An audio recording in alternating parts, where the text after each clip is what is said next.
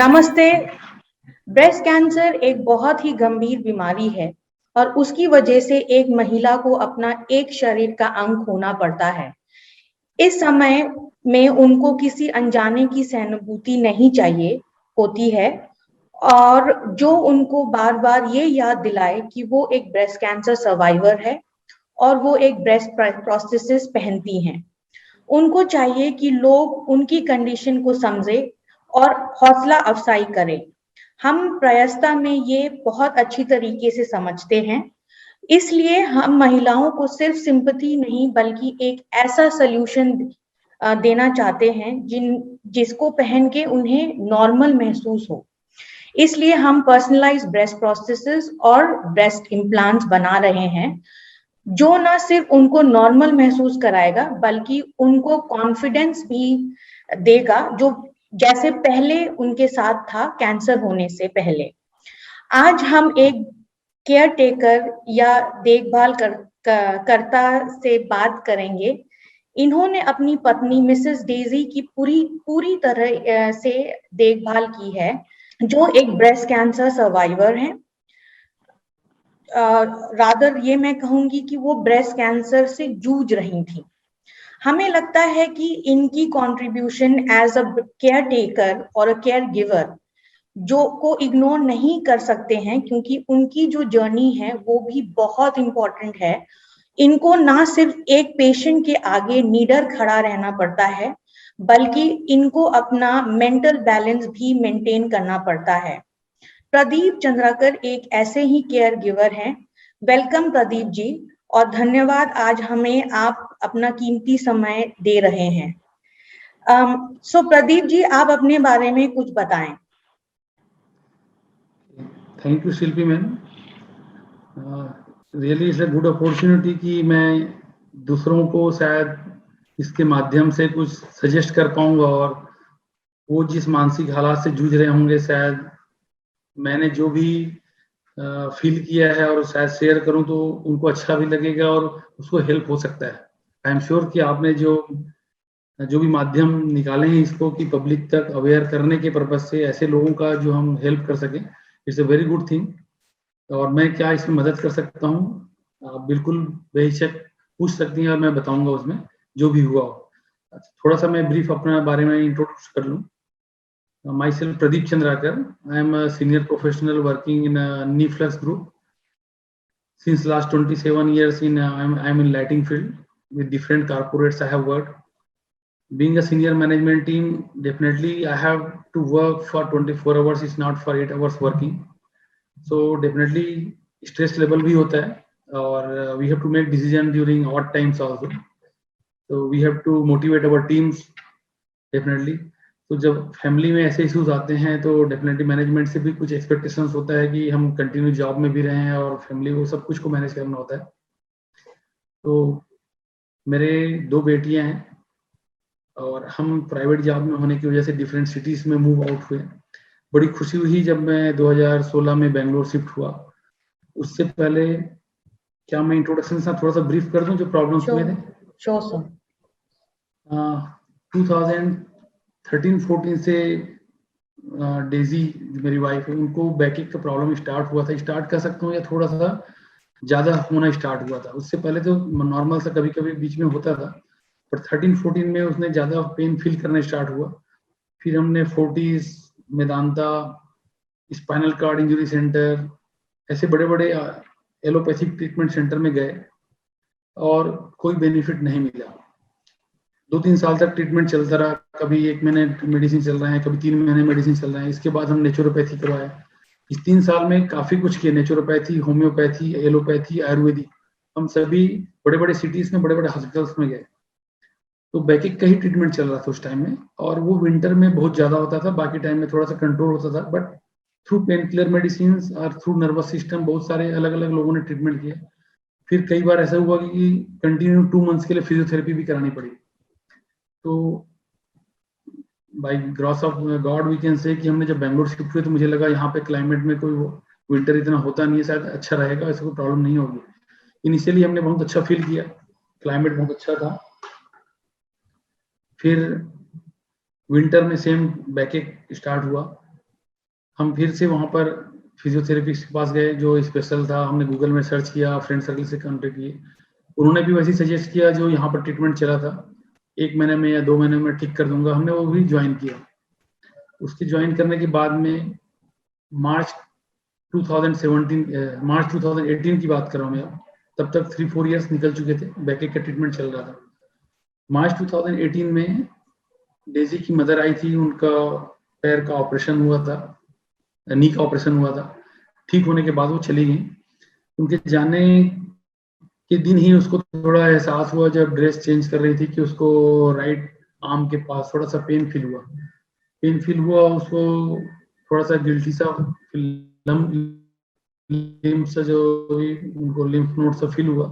फिर उन्होंने उसको सीरियसली नहीं लिया, मुझे बताया भी, हमने भी सीरियसली नहीं लिया, हमने कभी सोचा भी नहीं ऐसा पॉसिबिलिटी हो सकती। तो पेन होता है, चलो ठीक है बाद में चेक करा लेंगे। तो 3 डेज के बाद चेक कराएंगे। जब जाने वाला थे उसको ड्रॉप किए, उसके बाद शायद सैटरडे संडे आना था, क्योंकि वर्किंग टाइम में जाना बहुत पॉसिबल नहीं था। तो हमने संडे मोस्ट प्रोबेबली हम डॉक्टर के पास गए। तो वहाँ पर उन्होंने चेक करने के बाद कहा कि इसको डेप्थ एनालिसिस करना पड़ेगा। और उन्होंने जो हॉस्पिटल सेंटर में बताया कि निडल टेस्ट होता है समथिंग, उसके लिए जाना पड़ेगा। उनको डाउट हुआ उसके लिए, तो दूसरे लैब में हमने निडल टेस्ट के लिए गए 3 डेज के बाद। तो फ्रॉम 1 अप्रैल टू 7 अप्रैल ये सिर्फ टेस्टिंग का टाइमिंग चल रहा था। जब टेस्ट हो चुका तो मैं जानबूझकर ही अपने ऑफिस से टेस्ट रिपोर्ट लेने गया, अकेले गया। मैं उसको लेकर नहीं गया, पहले चाहता था वो लेने जाए, लेकिन मेरा टाइम नहीं था। फिर भी मैंने थोड़ा सा डाउट हुआ कि ऐसा कुछ प्रॉब्लम ना निकले जिसमें कि उसको रिपोर्ट देखने के बाद शायद ज़्यादा प्रॉब्लम्स हो। तो मैंने रिपोर्ट लेने गया। जब मैंने डॉक्टर ने मुझे समझाया कि मेमोग्राफी और नीडल टेस्ट का रिपोर्ट मैच नहीं कर रहा है, बट नीडल टेस्ट वाला जो लैब था that was different, but he was more confident कि जो है वो ऐसा हो नहीं सकता है कि मेमोग्राफी में ऐसा ना आए। तो उन्होंने वापस मेमोग्राफी वाले को फोन किया, फिर से रीटेस्ट कराने के लिए बात किया। फिर एक दिन निकल गया हमारा। जब वापस टेस्ट किए फिर उन्होंने भी मैच करके बताया कि yes I was wrong, it is completely matching, it is positive side. जब मैं रिपोर्ट लाने के लिए गया तो मैं वहां पर 40 मिनट्स,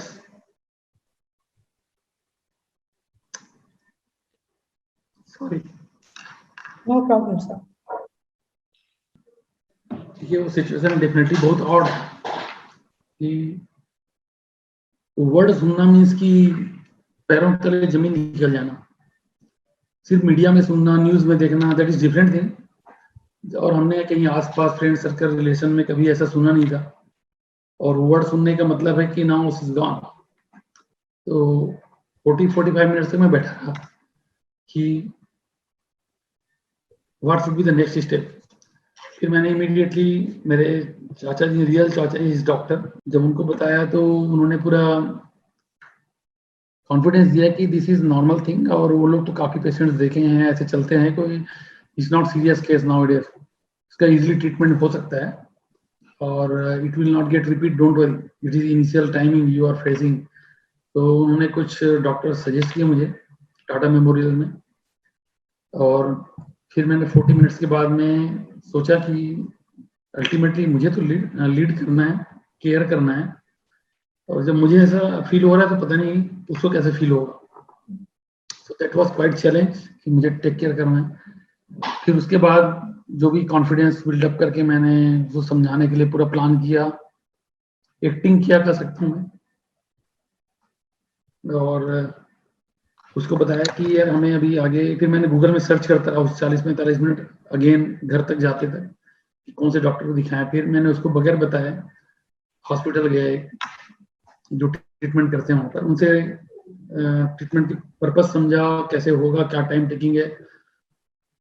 टाइम लाइन समझने के बाद फिर मैं घर गया, उनको बताया कि ऐसा ऐसा निकला है, बट ये इनिशियल स्टेज है, कोई दिक्कत नहीं है। मैंने चाचा से बात किया और तो ठीक है, थोड़ी देर के लिए 1-2 घंटे के लिए नॉर्मल तो नहीं हो सकते हैं।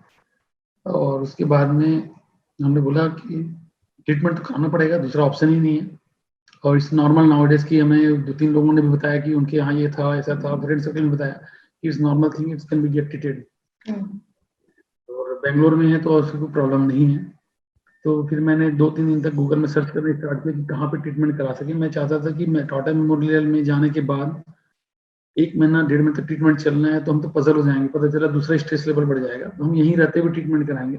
ऐसा कुछ नहीं कि सिर्फ टाटा मेमोरियल ट्रीट करते हैं, वहाँ के जो डॉक्टर्स हैं वो मैंने सर्च करना स्टार्ट किया। तो अगेन मैं डॉक्टर शबनम के बारे में पढ़ा और नया टेक्नोलॉजी और गाइडेड समथिंग के थ्रू उन्होंने रोबोटिक गाइडेड उसके थ्रू उन्होंने सर्जरी वगैरह किए थे, उनके बारे में जानना चाहा और गूगल से या लिंक्डइन से मैंने पढ़ा, उसके बेस पे उनको अप्रोच किया मैंने अपोलो हॉस्पिटल बैंगलोर।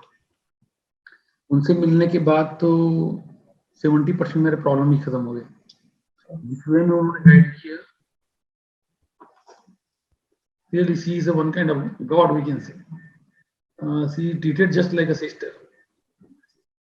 उन्होंने कंप्लीट थोरली हमें डेप्थ में शेयर किया कि क्या क्या हो सकते हैं, किसकी वजह से हो सकते हैं, जबकि डेजी जो है बहुत प्रिवेंटिव मेजर करते हुए ये सब लेती थी, मतलब कोई उसका फूड में भी, योगा में भी, ग्रीनरीज में भी, प्लांटेशन के करीब, कंप्लीट नेचुरोपैथी करीब रहती थी, कभी भी कोई नॉनवेज भी नहीं लेती और उसके फूड में स्पाइसी भी नहीं, कोई ऐसा वो भी नहीं, तो हमें सोच भी नहीं सकते थे कि ऐसा हो सकता है। उसका रूटीन कंप्लीट मेंटेन होता था, उसका सिर्फ बैकिंग था। बट जब बाद में डॉक्टर ने जब पेट शीट कराया और वहाँ पर फिर टेस्ट कराया, फिर कंफर्म करके उन्होंने कहा जितने टेस्ट हुए थे सबको कंफर्म किया उन्होंने, और बैकबोन में भी एक माइक्रो लेवल में था स्पॉट्स, जिसकी वजह से उसको बैक एक प्रॉब्लम था। तो हमें समझ में आया कि शायद हम बहुत जल्दी आ गए, अदरवाइज ज्यादा लेट होता तो प्रॉब्लम बढ़ती, क्योंकि उसको बैक का प्रॉब्लम का भी एक ये पार्ट था, जो रीजन ये भी था। फिर उन्होंने कीमोथेरेपी वाला और क्या कहते हैं, radiation sir, radiation, doctor Lingappa और कीमोथेरेपी वाला डॉक्टर साहब का नाम मेरे याद नहीं आ रहा है, sorry,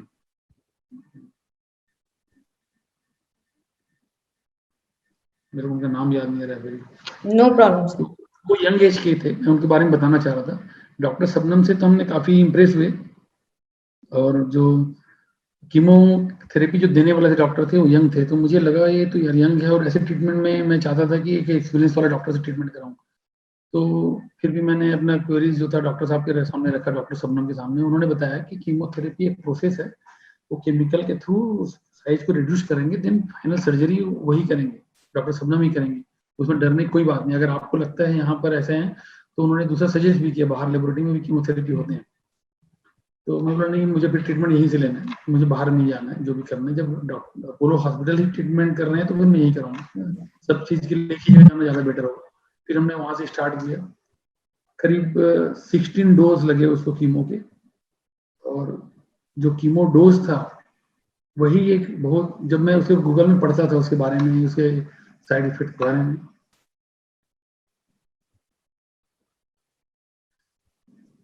sorry, no problem sir. उसको पढ़ने के बाद तो लगता था कि ट्रीटमेंट न लें शायद। बाद में मैंने जब मैडम से बात किया, डेफिनेटली सारे हेयर फॉल हो गए, जो भी हुआ, जो लेडीज के लिए काफी उसे कॉन्फिडेंस के लिए हेल्प होता है। अगर लेडीज ही बाल्ड रहेंगे तो आपका कॉन्फिडेंस नहीं रहेगा।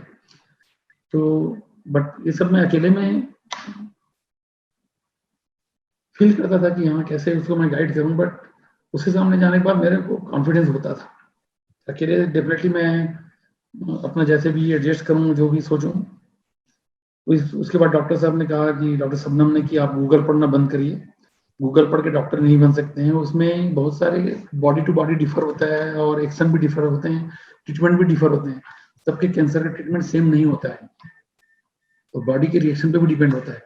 तो आपको गूगल देखना बंद करिए, आप दोनों जो हैं डॉक्टर ज्यादा बनते हैं तो थोड़ा सा हमें अच्छे से समझाएं। शी वॉज राइट, वैसे चीजें देखने से डेफिनेटली हमें सेकंड थॉट्स आते हैं और गलत होते हैं, तो फिर हमने सरेंडर कर दिया अपने आप को, जो डॉक्टर बोल रहे हैं दैट इज गुड, और हर बार गाइडेंस वो देती थी। But yes I can suggest, chemo का ट्रीटमेंट के बाद शुरू के 2-4 स्टेज जो भी हुए, उसके बाद से जो उसका इम्पैक्ट उसके बॉडी में डिटोरेशन स्टार्ट होता है, जो वीकनेस फील होता है, जो उसके टेस्ट चेंज होते हैं, काफी कुछ डिपेंड करता है उसको वापस रिकवर करने में कि हम उसको कैसे सपोर्ट कर रहे हैं। तो मेरी फैमिली बहुत बड़ी है, we are 6 brothers, I am the youngest one. तो मेरी भाभी जो हैं उन लोगों ने अपना शेड्यूल बनाया, घर में बच्ची जो स्कूल जा रही हैं उसको भी सपोर्ट करना था, घर में खाना बनाना था, उसका भी टेक केयर करना था। तो ये बहुत बड़ा प्लस पॉइंट था मेरे लिए कि जॉइंट फैमिली है हमारी और सब बहुत अच्छे थे, सबने मुझे काफ़ी सपोर्ट किया।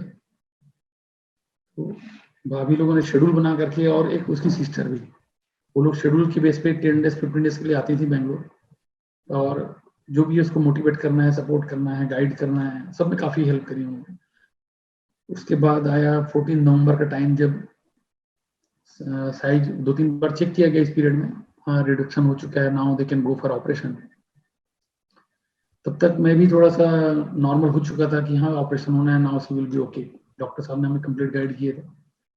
जब ऑपरेशन हुआ तो मुझे लगा सब कुछ अच्छा होगा, ठीक है, बट ऑपरेशन के लिए जब गई और वापस आने का जो पीरियड होता है, that was again challenging for me, कि वो कोमा में हैं ऑपरेशन के बाद 3 to 4 आवर्स, और कब वो होश में आएंगी, कब वो पहचानेंगी, कब बात करेंगी, सो भाई कि दैट इज चैलेंजिंग।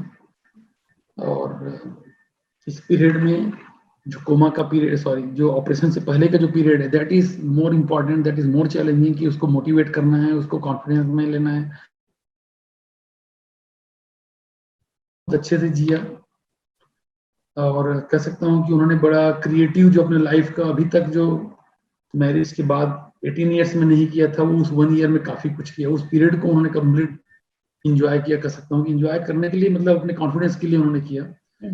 कुछ पॉट्स बनाना, कुछ प्लांटेशन का था कि नए नए पॉट में नए नए काइंड ऑफ प्लांट लगाना, काफी लोग गिफ्ट भी दिया, कुछ सेल करने के लिए इसको बाद में किया, बट उस टाइम में तो गिफ्ट ही किया। और उसमें उनको टाइम कंज्यूम करना पड़ता था, कभी मैगजीन पढ़ रहे हैं, कभी विवेकानंद के बारे में पढ़ रहे हैं, और कंप्लीटली मोटिवेटिंग स्टोरी पढ़ते थे। और ये सब चीजें पढ़ के प्लस फैमिली के साथ में डिस्कस करना, हमारे घर में उनकी 4 सिस्टर्स और हमारी 6 भाभियां समझ लीजिए, तो कम्प्लीटली कहीं न कहीं से डिस्कसन होते रहता था या बातें होती रहती थी, तो ठीक लगता था, अच्छा होता था। ये फील किया मैंने, जो और को पेशेंट्स से, दूसरे जो पेशेंट्स से कभी मिलते थे, उनके फैमिली मेंबर बहुत छोटे थे, अगर या तो ओल्ड एज हैं, उसके 2 बच्चे हैं, दोनों अमेरिका में सेटल है, ऐसे लोगों के साथ में बड़ा फील होता था कि इनको कहाँ से सोसाइटी मिलेगी। तो कुछ वहां पर एनजीओ भी चलाते थे, जो ग्रुप में बुलाते थे, तो वो लोग शायद ज्वाइन करें, ज्यादा अच्छा होगा। कहीं ना कहीं ऐसे ग्रुप में सोसाइटी में रहना चाहिए, ताकि वो अपने प्रॉब्लम्स को शेयर कर सके, करेक्ट। लोगों की टच कर सके, पॉजिटिविटी बनी रहे, दैट इज मोर इम्पोर्टेंट। मैंने उसको कुछ मुझे याद नहीं आ रहा नाम, कुछ जूसेस वगैरह भी दिए थे, वो एक जूस का पार्ट ही है, एग्जैक्टली मुझे याद नहीं आ रहा है, जो नॉर्मल इंडियन जूस नहीं था, वो पैकेट वाला था, that is for energy only, for confidence only, वो मैंने दिया था उनको। और कहीं न कहीं से साइकोलॉजी फिट पड़ता है कि हम कुछ कर रहे हैं कॉन्फिडेंस के लिए या एनर्जी के लिए, प्लस डॉक्टर जो बता रही है सब कुछ सही है, तो उसके पॉजिटिव थॉट्स के बेस पे हम ज़्यादा फास्ट रिकवर कर सकते हैं, वो मैंने फील किया। ऑपरेशन के बाद, अब उन्होंने ऑपरेशन से पहले ही डिसाइड किया था कि ऑपरेशन के बाद इमीडिएट क्यों नहीं इम्प्लांट कर दिया जाए, जो आप प्रोस्थेसिस की बात करते हैं जैसे भी, तो लिम्ब इम्प्लांटेशन होता है। तो डॉक्टर साहब ने सजेस्ट किया कि मैं नहीं चाहती सेकंड प्रॉब्लम लेना, पहले हीलिंग हो, हीलिंग के बाद 1 साल बाद आप कर सकते हैं। उस टाइम तक उनको कॉन्फिडेंस नहीं आ रहा था कि 1 साल तक रहेंगी कैसे, ये सब चीजें मालूम नहीं था। फिर बाद में ऑपरेशन के बाद 1 महीने बाद में जो डॉक्टर साहब ने हमें नंबर्स वगैरह दिए थे, कॉल किए थे, हमने 2-3 जगह चेक किए, और प्रोस्थेसिस फिर उन्होंने लेना स्टार्ट किया, और वो पहनती हैं। और ये बहुत जरूरी है कि एक फीमेल के लिए कि हेयर पूरे होना चाहिए, प्रोस्थेसिस के थ्रू जो भी है आपका बॉडी पार्ट्स पूरे होने चाहिए, then only she can feel confidence. Yes. This is, you say it is one kind of mandatory, otherwise you can feel incomplete kind of things. You may have higher education, you may have leadership, but if body parts में something is missing, we can feel some lack of confidence, so it is required, I can say. Correct correct. Sir मेरा दूसरा सवाल आपसे ये रहेगा कि आपको ये तो पता ही है क्योंकि Daisy ji is a survivor herself, तो ये आपको पता है कि वो जो प्रोस्थेसिस पहनती हैं या ब्रेस्ट रेस्टोरेशन सॉल्यूशंस जो है, जो आपका प्रोस्थेसिस और इम्प्लांट होता है, वो इंडिया में इस समय फिलहाल बनता नहीं है एंड जी इम्पोर्टेड होता है। और उसके बाद भी जब पहनने के बाद वो महसूस कभी कभी अनकंफर्टेबल करती हैं। तो आपको लगता है कि पर्सनलाइज्ड होना इम्पोर्टेंट है ब्रेस्ट प्रोस्थेसिस और ब्रेस्ट इम्प्लांट्स को? एंड अगर आपको ये लगता है तो क्यों? मतलब पर्सनलाइजेशन रिक्वायर्ड है, क्योंकि अब तक तो जो मिलता है वो स्टैंडर्ड आता है सर।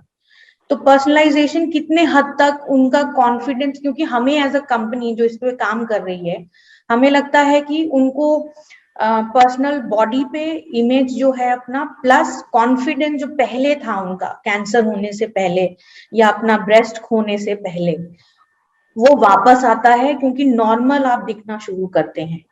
ये अब हमारा मानना है, तो आपका मैं ये विचार जानना चाहूंगी सर। राइट। जब हमने फर्स्ट टाइम उसको कॉल किया, जो प्रोसेसिस सप्लाई करते हैं, उन्होंने भी कहा हम कस्टमाइज करते हैं, बट कस्टमाइज करते हैं तो उनका एक लिमिटेशन था। वो सिर्फ जैसे कप साइज जो भी स्टैंडर्ड्स होते होंगे उसके अकॉर्डिंगली बात कर रहे थे। डेजी ने भी ट्राई किया, उन्होंने 2-3 जो ऑप्शंस दिए, बट आप सही बोल रहे हैं कि ये कस्टमाइज ही होना चाहिए, जो उसका रिक्वायरमेंट है पैरेलल जो साइज है वो उसके अकॉर्डिंगली तो फील हो, definitely she will feel confident. This is mandatory. मैं बोलूं मेरा एक हाथ में उंगली छोटी है, एक उंगली बड़ी है, मैं होल्ड कर रहा हूँ, सामने बैठा हूँ, फ्रंट में दिख रहा है साइज जो भी है, तो वो कॉन्फिडेंस नहीं आएगा। कहीं कहीं हिडन होते हैं, कई होते हैं थंब में एक थंब निकला रहता है, it tries to hide this thumb. तो कोई सा भी बॉडी के पार्ट्स जो हैं, जो नेचुरल जो गॉड गिफ्टेड हैं, we should try to maintain those things, then only will feel confidence. Correct sir. Sir होना चाहिए, कस्टमाइज होना चाहिए। अगर ये इंडिया में है, definitely we should appreciate, we should refer to friends जो भी है, we can support them. Correct sir. It will help to them definitely. Thank you sir. Sir आपका सबसे डिफिकल्ट टाइम क्या रहा और आपने अपना मानसिक संतुलन या संयम कैसे बनाए रखा? ये पूरी जर्नी में आप केयर गिवर तो थे ही सर, पर आपको एक स्माइलिंग फेस भी रखना पड़ता था उनकी आगे जो सफर कर रही हैं, तो आपका सबसे डिफिकल्ट क्या था सर? Right. वो 8 to 10 months का सफर था इनिशियली, वो एक दिन का नहीं था जी। तो जो मैंने बताया आपको, फर्स्ट डे जिस दिन मालूम पड़ा, उस दिन का 1 hour आई कांट फॉरगेट उस सिचुएशन। डेफिनेटली कोई भी अभी हो जो कभी सुना ही नहीं हो, मालूम नहीं हो, जो आसपास नहीं गुजरा हो, बहुत सारे लोग शायद टूट भी सकते हैं जी। और हम लोगों को तो मोटिवेशनल क्लासेस भी चलती है, प्रोफेशनल करियर में है, शायद ये सब बैकअप किया उसके बाद भी मैं 1 hour के लिए अपसेट हो सकता हूँ। तो बाकी लोग जिसको ऐसा कोई अपने लाइफ साइकिल में ट्रेनिंग से नहीं गुजरे हैं या करियर में ऐसे पार्ट नहीं है, लोग जो लीडरशिप के रोल में नहीं है, तो डेफिनेटली वो और ज्यादा टूट सकते हैं। बट ज्यादा बेहतर होगा कि वो चीजों को पहले समझें, पहले पढ़ लें, पहले बात कर लें। जो ऐसे पास किए हैं, ऐसे लोग ऐसे ट्रीटमेंट से पास हुए हैं, या लोग जैसे जस्ट लाइक मी जो केयर टेकर रहा है, उनसे बात करें। ये तो फ्री एडवाइस ही होगा, और उनसे जानने के बाद शायद उनका 30-40% माइंड मेकअप हो चुका रहेगा और वो एटलीस्ट उस स्थिति से नहीं गुजरेंगे। I can support on this part. और आपकी संस्था जो कर रही बहुत अच्छा है, इसमें मैं थैंक्स बोलना चाहूंगा कि हमें ऐसी कोई चीजें मालूम नहीं था। और ऐसे लोगों से एक सजेस्ट करना चाहूंगा कि वो लोग इससे घबराएं नहीं, स्पेशली ऐसी चीजों से, क्योंकि इसका ट्रीटमेंट पॉसिबल है। जो मैंने देखा, पहले मैं सिर्फ सुनता था बट मन में घबराहट थी, बट मैंने तो पास किया उस एग्जाम को, कह सकता हूँ। तो definitely it's a good thing कि हम अच्छे डॉक्टर के पास मिले, अच्छे हॉस्पिटल्स में जाएं और मेंटली प्रिपेयर रहें कि जो डॉक्टर्स बोल रहे हैं that is good thing. Completely surrender करें अपने आप को, डॉक्टर बोल रहे हैं that is good thing, we should follow extremely. Secondly, उनको अकेला ना छोड़ें पेशेंट को, उसके साथ में अच्छे से बातें करें, नॉर्मल रखें और बताएं कि लाइफ अभी बहुत लंबी है, ऐसा कुछ नहीं है। ये जस्ट लाइक डायबिटीज तो पूरा लाइफ टाइम होता है, ये तो वन टाइम हुआ और कोई इशू नहीं, अब नॉर्मल हो सकते हैं, राइट। तो जस्ट लाइक जो दूसरे डिसीज हैं वैसे ही डिसीज जैसे ट्रीट करना चाहिए। इसका नाम पहले से डरे हुए थे उस नाम से, इसलिए उसे डरने की जरूरत नहीं है। आजकल इस easily treatment is available in market, इतने सारे हॉस्पिटल्स हैं, इतना हमारा टेक्नोलॉजी एडवांस हो चुका है, कोई डरने की बात नहीं है। हाँ, सोसाइटी से टच में रहें, फ्रेंड सर्कल से टच में रहें, और आजकल तो व्हाट्सएप, फेसबुक, सोशल मीडिया है, तो काफी कुछ हेल्प होगा, उनको इंगेज करके रखें। प्लस अच्छे बुक्स रीड करें, पॉजिटिव एटीट्यूड के साथ में मॉर्निंग जो भी है आप एक्सरसाइज करते रहें, योगा करते रहें, जो आपको पहले चल रहा था वो सब में कंटिन्यू रखें। जो आपका फूड जो भी ले रहे हैं उसमें जो भी डॉक्टर्स गाइडेंस दे रहे हैं उसको समझिए, उसको लें, कोई हिम्मत हारने की जरूरत नहीं है। हाँ, फैमिली अगेन मैं रिमाइंड करूंगा, फैमिली सपोर्ट, बेटर हाफ का सपोर्ट, बच्चों का सपोर्ट बहुत जरूरी है। आप अपना विजन बना के रखें, नो इशू एट ऑल। ये आपने बहुत अच्छी बात बोली है सर कि फैमिली का सपोर्ट होना बहुत जरूरी है, और डॉक्टर्स का भी जो भी वो बोले एडवाइस दे उसको मानिए, और अपना जो रूटीन है उसको मेंटेन रखिए, नॉर्मल लाइफ जितने हद तक जी सकते हैं उसको जिए। क्योंकि यस, आपने जैसे उदाहरण दिया कि डायबिटीज लाइफ लॉन्ग है, ये तो आपका once you know if taken care properly तो आप सरवाइव कर जाते हैं। तो this is a very good thing that you have mention sir, and I really appreciate. मैं आज का सर इंटरव्यू यहीं खत्म करूंगी आपके साथ। मैं आपका तहे दिल से सर शुक्रिया करती हूँ कि आपने अपनी जानकारी शेयर की और समय निकाला हमारे लिए। मुझे यकीन है आपकी जर्नी बहुत इंस्पायरिंग रही होगी जो सुनेंगे आपके इस इंटरव्यू को, and thank you so much once again sir. And मैं आपसे फिर से बात करना चाहूंगी सर। Thank you ma'am.